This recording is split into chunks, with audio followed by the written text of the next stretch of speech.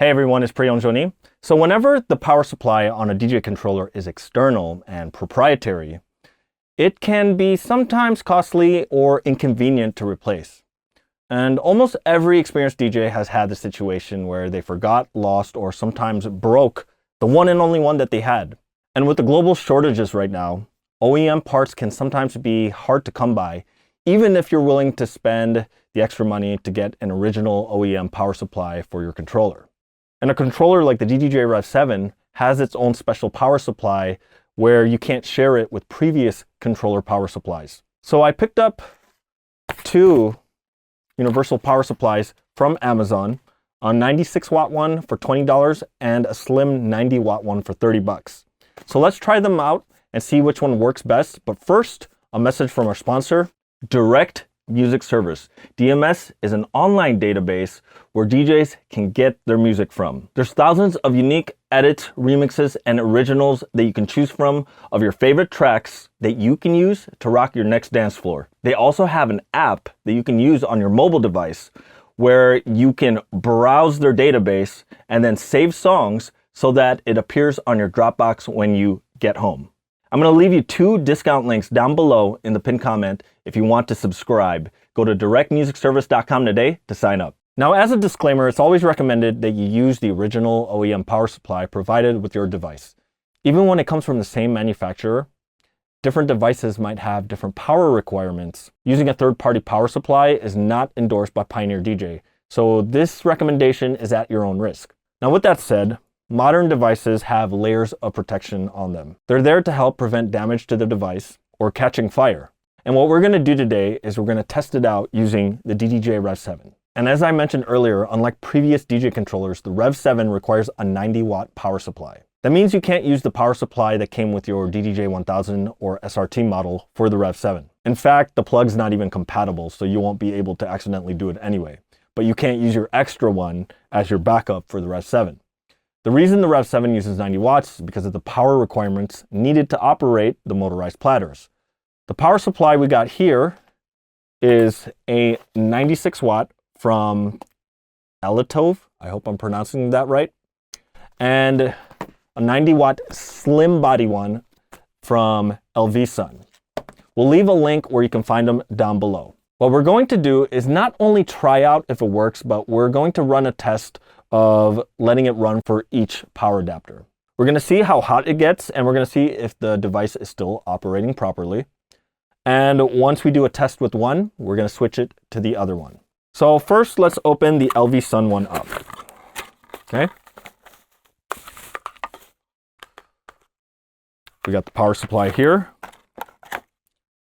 Power cable. Got different adapters. And just so you can see what else is in the box, there is also a carry pouch that comes with it.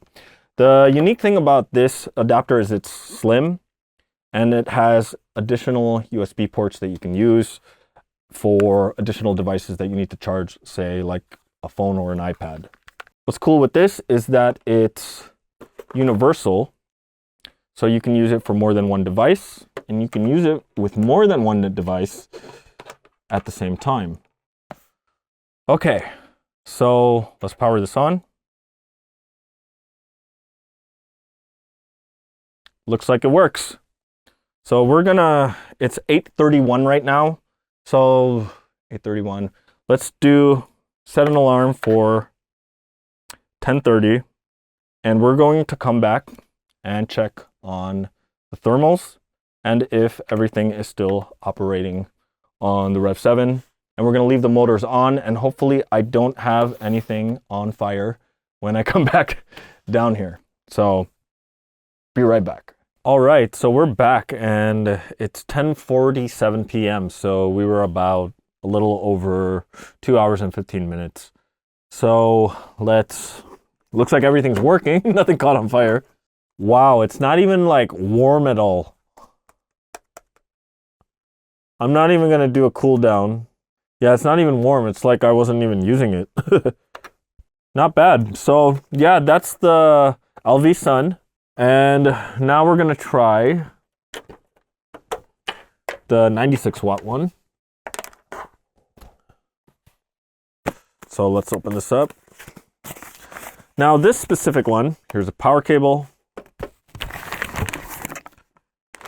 has a fixed tip on it, so it's the proper plug to fit this.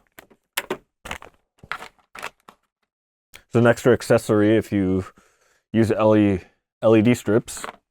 This one seems more like your traditional brick. It's actually pretty big. And just to show you the size difference between the two, the slim. Now this one is only 20 bucks. The slim is 30 bucks and has additional plugs for other USB devices.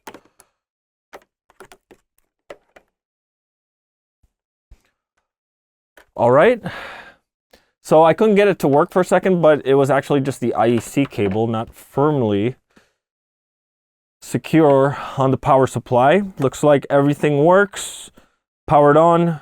Just go into Instant Scratch, play the beat, let this thing rotate. And right now, what time is it? It is 10:56. We'll set an alarm for 12:56 and we'll come back here. All right, and we're back. Let's check on this. And it is not hot. I would not even know it's on, just like the slim one. So both of these worked great. If you're okay with the big brick, you can go with the ALITOVE one for 20 bucks. If you want something slimmer and have extra USB charging ports, go for the LVSUN, and it's only $10 more, it's $30. So now, like I said, officially it's best to use a proprietary one made specifically for your unit. But if they're not available, or you just need an extra one to use as a backup, storing a couple of these in your backpack or miscellaneous bin wouldn't be a bad idea. Once again, product links will be down in the pinned comment below. Well, I hope this video was useful, and if it was, please smash that like button and subscribe with that little bell icon enabled. You want to know more about the REV7? Check out this video right here. Really appreciate you for watching. Thanks, take care. The force is with you always.